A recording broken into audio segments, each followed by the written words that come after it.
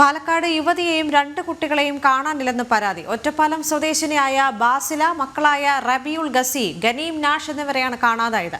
ഒറ്റപ്പാലത്തെ വീട്ടിൽ നിന്നും ഭർത്താവിന്റെ പട്ടാമ്പിയിലെ വീട്ടിലേക്ക് ഉച്ചയ്ക്ക് ശേഷം ഇറങ്ങിയതായിരുന്നു. 4 മണിയോടെ ഷൊർണൂർ റെയിൽവേ സ്റ്റേഷനിൽ എത്തിയതായി കണ്ടെത്തി. സ്റ്റേഷനിലെ CCTV ദൃശ്യങ്ങൾ പോലീസ് കണ്ടെത്തി. ഉച്ചയ്ക്ക് 2 മണിക്ക് വീട്ടിൽ നിന്ന് ഇറങ്ങി ഏകദേശം 1 മണിക്കൂറുള്ളൂ പട്ടാമ്പിക്ക് ബസ് യാത്ര. പക്ഷേ അവിടെ എത്തിയിട്ടില്ല. ഭർത്താവിന് 4 മണിക്ക് മെസ്സേജ് അയച്ചു മുന്നേ അങ്ങോട്ട് വരുന്നില്ല എന്ന് പറഞ്ഞിട്ട്. പിന്നെ അതിന് ശേഷം നമ്മൾ പോലീസിൽ പരാതിപ്പെട്ടു. പോലീസിൻ്റെ കേസ് എടുക്കൽ ഒരു 9:30 മണിയായി കഴിഞ്ഞപ്പോഴത്തേനും.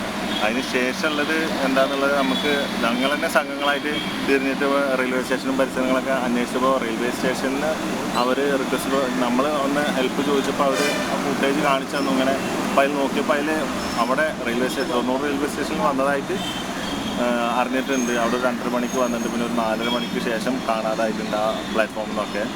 അപ്പോൾ ഏതെങ്കിലും ട്രെയിനിൽ കയറി പോയതായിരിക്കാം എന്നുള്ളതാണ് ഒരു നിലപാടിൽ ഞങ്ങളിപ്പോൾ കോയമ്പത്തൂർക്ക് പോയിക്കൊണ്ടിരിക്കുകയാണ്. അത്രയാണ് ഇപ്പോൾ നിലവിൽ.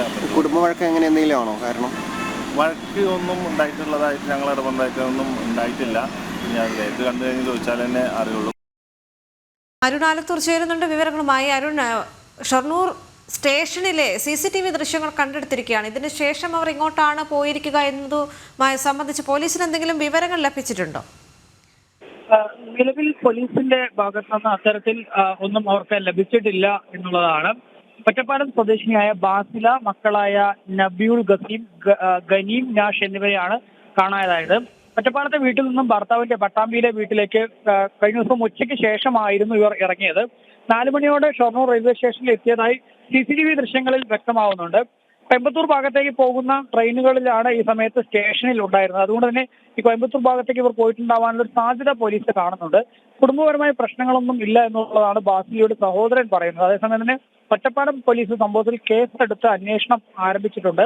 പോലീസ് കൃത്യമായി അന്വേഷിക്കുന്നില്ലെന്നാണ് കുടുംബത്തിന്റെ പരാതി. രാഷ്ട്രീയ നേതാക്കളോട് പറഞ്ഞ് സമ്മർദ്ദം ചെലുത്താനായി പോലീസ് പറഞ്ഞെന്ന് ഭർത്താവിന്റെ പേര് ഷഫീർ ഉൾപ്പെടെ പറയാൻ പറഞ്ഞു എന്ന തരത്തിലൊക്കെ കുടുംബം പരാതി പറയുന്നുണ്ട്. ഏതായാലും പോലീസ് സംഭവത്തിൽ അന്വേഷണം ആരംഭിച്ചിട്ടുണ്ട്. ശരി അരുൺ.